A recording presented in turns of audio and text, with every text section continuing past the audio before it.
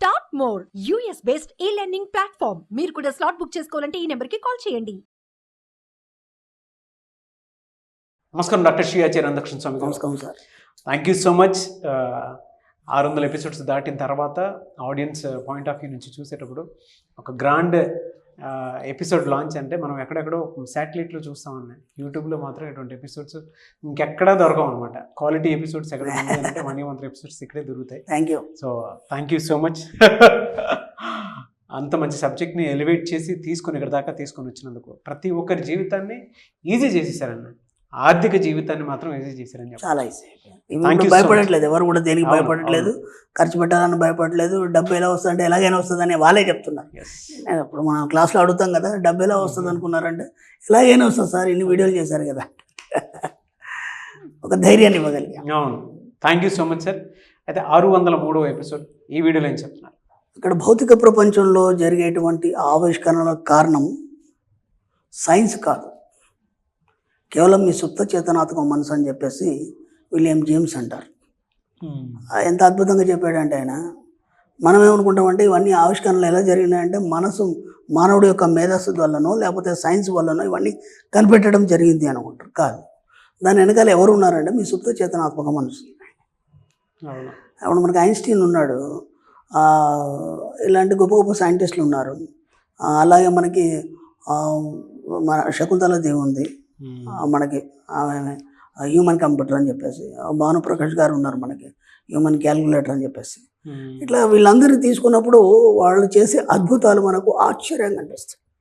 అంటే వాళ్ళ యొక్క ఐక్యూ అనేది ఆ రేంజ్లో ఎలా ఉంది, మనకెందుకు సాధ్యం కావట్లేదు అనే విషయాన్ని ఐన్స్టీన్ చనిపోయిన తర్వాత తన మెథడ్ తీసుకొని ఏదో పరిశోధనలు చేస్తే కూడా అది కామన్ మ్యాన్ మెథడ్ లాగానే ఉంది. ఓకేనా? వీళ్ళకు కూడా ఇంటర్వ్యూలు అడిగారు, మీరు ఎలా చెప్పగలిగారు, ఎలా చేయగలరు? శకుంతలదేవి గారు ఉన్నారు, సైంటిస్టులు పక్కన కూర్చోబెట్టుకొని ఒక రాకెట్ ప్రయోగం చేసినప్పుడు ఇది ఎంత దూరము ఎంతసేపట్లో వెళ్తుందని వీళ్ళు క్యాల్కులేట్ చేసి లోపల చెప్పేది. అంటే ఎంత ఐక్యూ అది, ఎంత షార్ప్ మైండ్ అది. ఇవన్నీ ఎలా జరిగినాయి అంటే సైన్స్లో జరిగిన గొప్ప గొప్ప ఆవిష్కరణలన్నీ కూడా ఎలా జరిగినాయి. విలియం జేమ్స్ ఏమంటారంటే అవన్నీ సైన్స్ అద్భుతాలు కాదు, మనిషి యొక్క సుప్త చేతనాత్మ ఆవిష్కరించినటువంటి అద్భుతాలు. అర్థమైందా లేదా? అంటే ఇంత గొప్ప గొప్ప విషయాల మీద ఎవరు ఆలోచించారంటే మీరు కాదు, మీరు నేను చేస్తున్నా అనుకుంటున్నారు, కానీ మీ లోపల ఉన్న సబ్కాన్షియస్ మైండ్ దానికి పరిష్కారం కనుగొని ఒక అద్భుతాన్ని సృష్టించి. సింపుల్, మనం ఏం చేసామంటే అద్భుతాల వైపు వెళ్ళలేదు, అంతకంటే అయినటువంటి ఒక గొప్ప సృజనాత్మకమైన శక్తిని డబ్బు మీద పెట్టాం. మన సబ్జెక్ట్లో డబ్బు మీద పెట్టాం. కాబట్టి మీతో ఏమి కాదు, ఒక్కసారి ఆలోచించండి. మీ జీవితంలో మీరు ఏం సాధించలేరు, మీతో ఏమి కాదు. ఓకేనా? మీతో ఏదైనా పాసిబుల్ అవుతుంది. కాకపోతే ఈ సుప్త చేతనం అనేది ఎప్పటి నుంచో ఉంది, ఇప్పుడు కాదు, భూమి పుట్టి నుంచి ఉంది.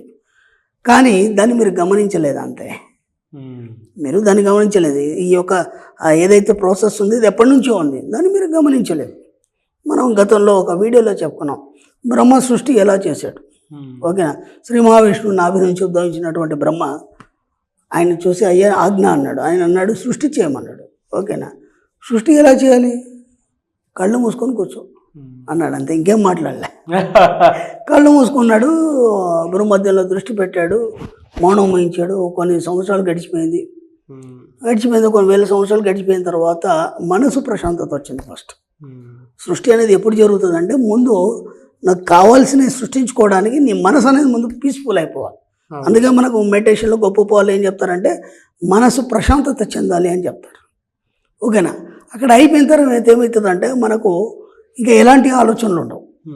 ఇప్పుడు ఒక ఆర్టిస్ట్ ఉన్నాడు లేదా ఒక శిల్పి ఉన్నాడు, ఏదో టకిమని ఒక రాయి తీసేసి టకటక శిల్పం చెక్కడు. ఒక ఆర్టిస్ట్ ఉన్నాడు, ఏదో పేపర్ పెట్టి టకటక గీసేయాడు. అర్థమైందా? ముందు పీస్ఫుల్ అయిపోతాం మైండ్. ముందు పీస్ఫుల్ ఎప్పుడైతే ఉంటుందో అప్పుడే దాన్ని తీసుకొని ఒక కొత్తదనాన్ని సృష్టిస్తాడు.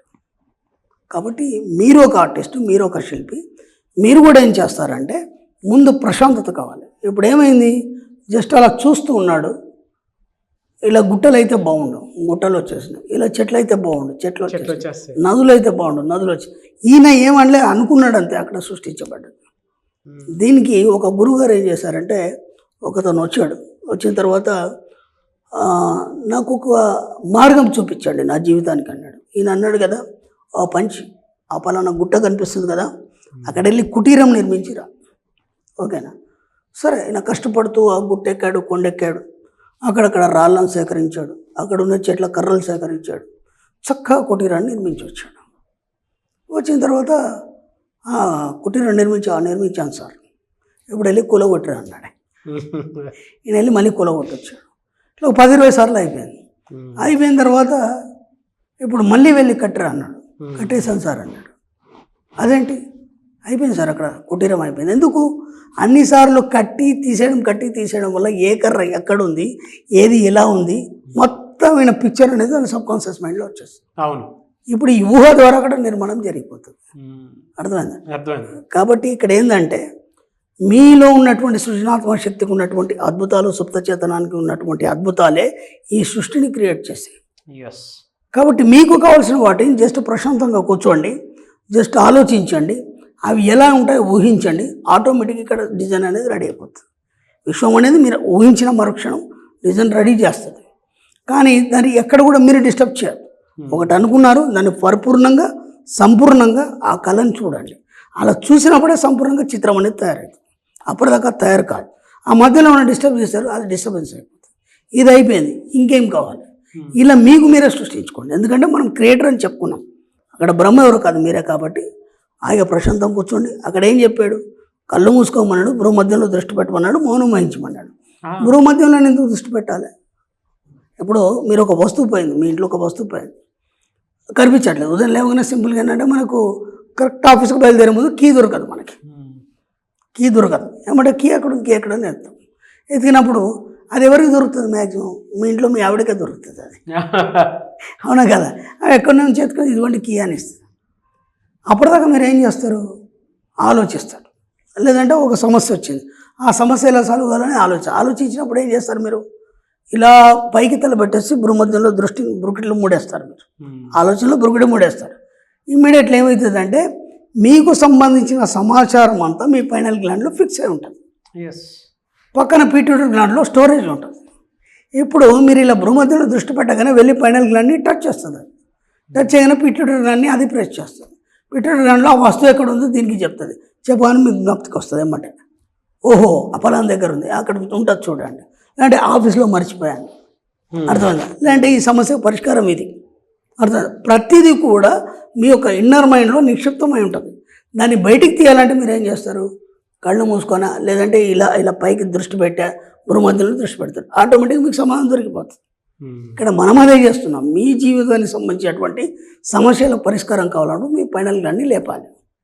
దాన్నే మనం సుప్త చేతనాత్మక మనసు అంటాం. కాబట్టి ఈ భౌతిక ప్రపంచంలో జరిగే అద్భుతాలన్నిటికీ కారణం సైన్స్ కాదు, మీ యొక్క సబ్ కాన్షియస్ మైండ్ అని చెప్పబడింది విలియం జేమ్స్.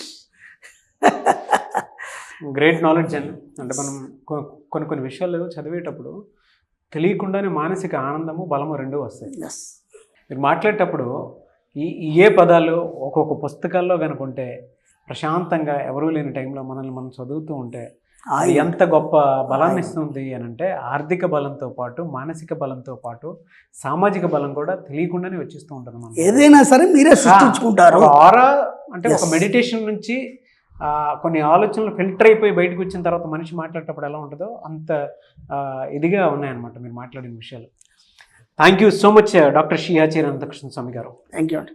సో మీరు అన్నట్టుగా ఇలా కాంపిటీటర్గా ఫీల్ అవ్వకుండా ఉండాలి అన్నా, ఈ నెగిటివ్ వైబ్స్ పోవాలి అన్నా చాలామందికి ఒక్కసారిగా పూర్తవని పని. మన క్లాసెస్ వాళ్ళకి చాలా అవసరం. ఎస్పెషల్లీ మహిళలు ఎదురు చూస్తూ ఉన్నారు. హైదరాబాద్లో కావచ్చు, విజయవాడలో కావచ్చు, క్లాసెస్ ఎప్పుడు నిర్వహిస్తున్నారు? ఒకసారి డేట్లకు సంబంధించిన వివరాలు చెప్పగలరా సార్? ఓకేనమ్మా, మనకి ఇప్పుడు ఈ March 31 వచ్చి తిరుపతిలో క్లాస్ ఉందమ్మా. అలాగే మనకి 7th April మనకి హైదరాబాద్లో స్పెషల్ క్లాస్ ఉంది. 7th April హైదరాబాద్లో స్పెషల్ క్లాస్కి ఖచ్చితంగా రెగ్యులర్ క్లాస్ అటెండ్ చేస్తే మీకు బాగా అర్థమవుతుంది. ఒకవేళ మీరు మేధావులు అనుకుంటే డైరెక్ట్ రావచ్చు, ఇబ్బంది ఏం లేదు. ఎందుకు రావాలి స్పెషల్ క్లాస్ అంటే, దీని తర్వాత మనకు గోవా సెషన్స్ క్లాస్ ఉంది 3 days, May 28, 29, 30. అది చాలా ఎక్సలెంట్ వైడ్ సబ్జెక్ట్, అది depth and wide subject. 3 days అందుకే టైం సరిపోదు, మనకు 1-2 రోజులు సరిపోదు. కాబట్టి ఒకవేళ ఆ సబ్జెక్ట్ నేను తెలుసుకోవాలనుకుంటేనే స్పెషల్ క్లాస్ అటెండ్ చేయండి. లేదా స్పెషల్ క్లాస్లో ఇంకా సబ్జెక్ట్ డెప్త్ నేర్చుకుంటా అంటే స్పెషల్ క్లాస్ అటెండ్ చేయండి. అంతకంటే ఇంకా వైడ్గా నేర్చుకుంటా అంటే గోవా క్లాస్కి రండి. స్పెషల్ క్లాస్ వస్తేనే గోవా క్లాస్కి రావాలి, లేకపోతే పర్మిషన్ ఉండదు. ఓకే. ఆ తర్వాత మనకి 2nd జూన్ వచ్చేసి విజయవాడలో ఉంటుందమ్మా. అలాగే 9th జూన్ వచ్చి అనంతపూర్లో ఉంటుంది. అలాగే 14th ఏప్రిల్ మనకి హైదరాబాద్లో రెగ్యులర్ క్లాస్ ఉంటుంది. 14th ఏప్రిల్ రెగ్యులర్ క్లాస్ హైదరాబాద్లో ఉంటుంది. అలాగే 23rd జూను వైజాగ్లో ఉంటుంది, విశాఖపట్నంలో. అలాగే 7th జూలై రాజమండ్రిలో ఉంటుంది. వీలైనంత తొందరగా ఎన్రోల్ చేసుకోండి, చాలా రష్గా ఉన్నాయి. Thank you sir.